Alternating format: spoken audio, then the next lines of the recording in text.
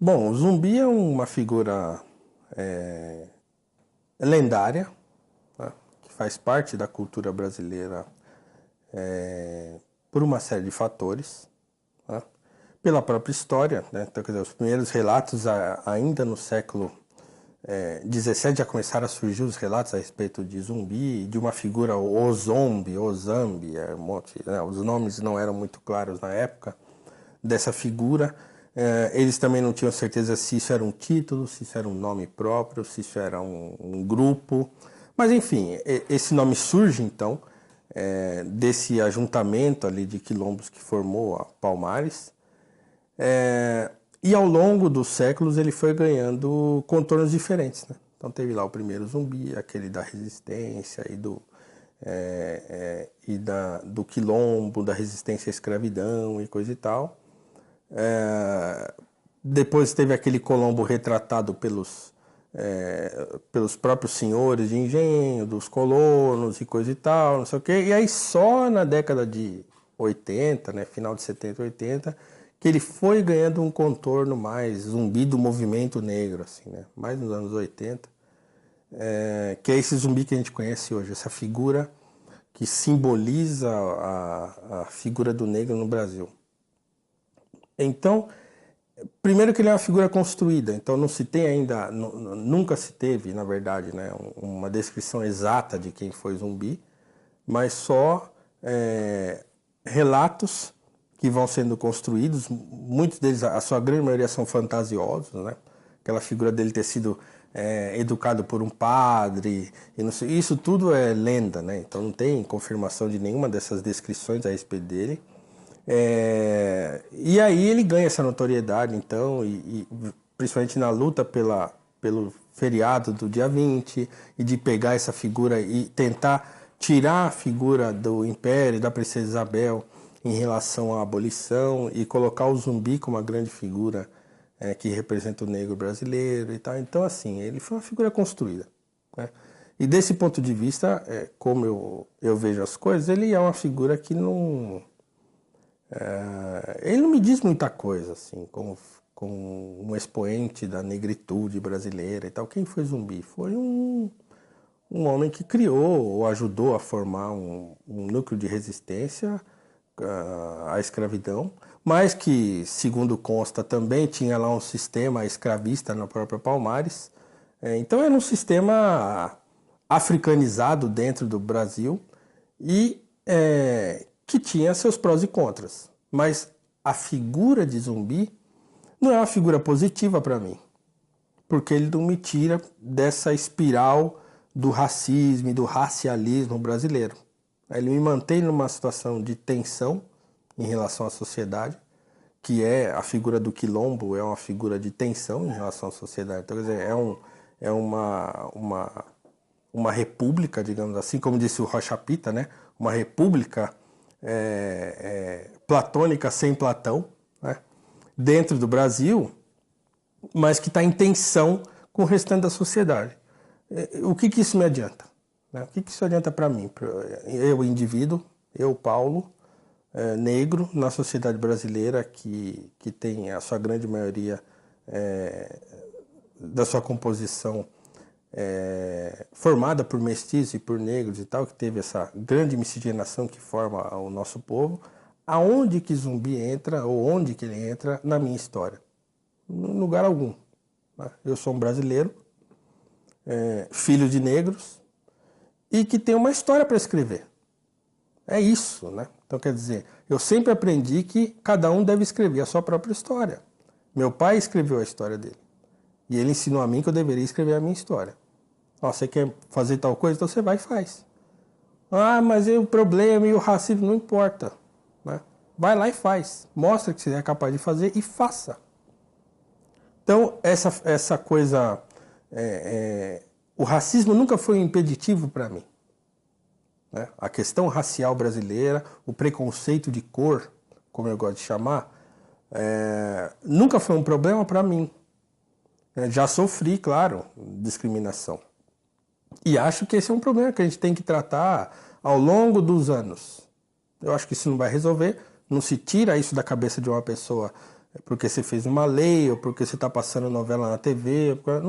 Isso não acontece assim. Porém, é um problema que a gente tem de lidar. Mas ele não tem de ser tratado como se fosse um grande escândalo, né, quando ele faz parte da formação do país, né? É um problema que a gente tem de lidar e tem de lidar com a naturalidade que ele exige para a gente resolver um problema sério como esse, né? O problema da formação do país. Um país jovem, que saiu do sistema escravista há pouquíssimo tempo e que guarda ainda aquelas marcas, né? E que só vão sarar, na minha maneira de ver, com o tempo. Por mais que reclamem, por mais digam que, mas porque temos de lutar, porque senão não vai mudar, e não sei o quê. Eu acho que não se muda nada desse jeito, tá? As próximas gerações, talvez, igual hoje a gente já encontra, né, famílias que o avô é um sujeito muito preconceituoso, o pai é aquele que tem o melhor amigo que já é negro, o melhor amigo do filho mas ele não queria que a filha casasse com o negro, e os filhos já não estão nem aí, já não se importam mais com isso.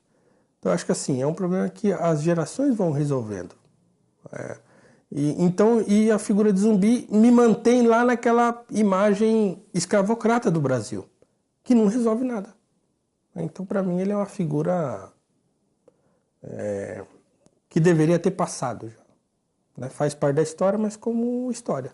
Para mim, André Rebouças é a grande figura do abolicionismo brasileiro. E se eu posso dizer assim, do movimento negro brasileiro.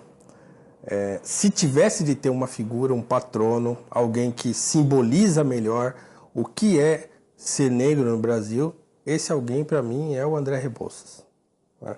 Por uma série de fatores.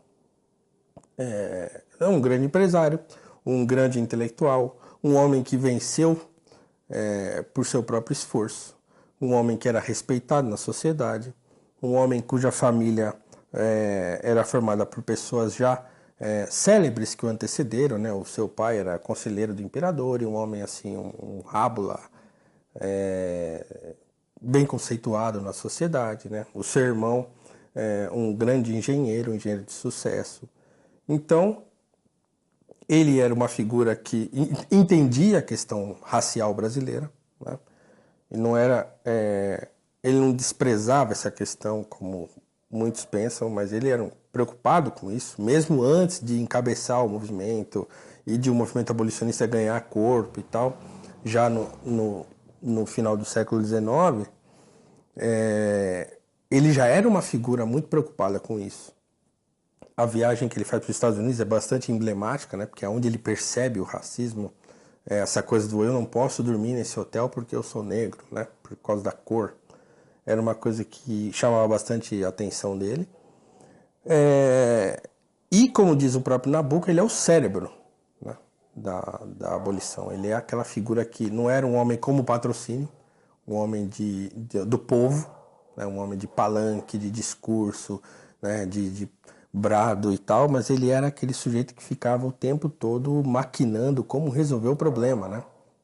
Que escreve um livro sobre reforma agrária, né? No sentido de como a gente vai distribuir as terras, como a gente vai ajudar os ex-escravos a terem o seu poder plantar, a poder, né, formar aí o seu capital e tal, que foi um liberal do ponto de vista econômico, que defendeu o liberalismo. Nessa mesma obra sobre reforma agrária que ele escreveu, ele defende um liberalismo, ele diz que o trabalho e o empreendedorismo e né, a capacidade da pessoa produzir que vai transformar a sua vida, né? E era muito admirado pela família imperial, né? Pelo imperador Dom Pedro II e pela princesa Isabel, aquela história famosa da festa, né, que ele é convidado para ir no palácio e aí ele estava sem par e aí a própria princesa Isabel vai lá e dança com ele e tal. Então tem um monte de histórias em torno da figura do Rebouças que, na minha visão, fazem dele a grande figura, né? A grande figura do movimento brasileiro e que, infelizmente, é pouquíssimo explorada, né? O Luiz Gama, ele tem aquela história dele, ele era um sujeito mais revoltado, digamos assim, né? Mais revoltado e tal, mas também um homem que batalhou intensamente pela abolição aqui em São Paulo, e um homem de briga mesmo, né, de alforriar e de correr atrás, e de defender e não sei o quê. Inclusive tem na morte, a morte dele é bem citada pelo próprio Rebouças, pelo Patrocínio e tal, né, quando ele morre. E o próprio Patrocínio, que é o homem de ação, né? É aquele fulano que não para um minuto, que divide a sua vida entre a boemia e a redação do jornal, né? E que está sempre ligado no 220, né? Está sempre ligado e sempre falando, e sempre escrevendo, e sempre dando discurso e tal. São três figuras muito diferentes, no meu modo de ver. Depois o Rebouças e o Patrocínio têm um entrevero, né? Eles têm lá uma certa rusga, né? Porque o Rebouças vai embora com a família imperial e ele acusa o Patrocínio de ser republicano, e eles ficam com essa briga de republicanos e monarquistas, mas a bem da verdade, o próprio Patrocínio desiste dos republicanos quando vê que aquilo não, né? E ele, na época da abolição, ele estava muito envolvido com a família imperial, né? Então, são figuras importantíssimas da história do Brasil, que são pouquíssimo exploradas, infelizmente, e por enquanto espero que isso mude, espero que a gente, né, consiga fazer com que isso mude para as próximas gerações. Eu tenho conversado com alunos e eles desconhecem essas figuras, né? Então você pega um aluno do ensino médio, ele simplesmente não sabe quem é, né? Se ele ouviu falar, ele esqueceu, assim, né? Ele não sabe quem é. Então, e é muito ruim, porque essas figuras sim trariam para o contexto da escravidão, da abolição e do processo de inserção do negro na história brasileira, né, na sociedade brasileira, trariam um ar muito mais positivo, muito mais favorável do que, por exemplo, a figura de Zumbi, que é uma figura que me mantém na rebeldia, me mantém na insatisfação, me mantém sempre na defensiva em relação ao resto da sociedade, né?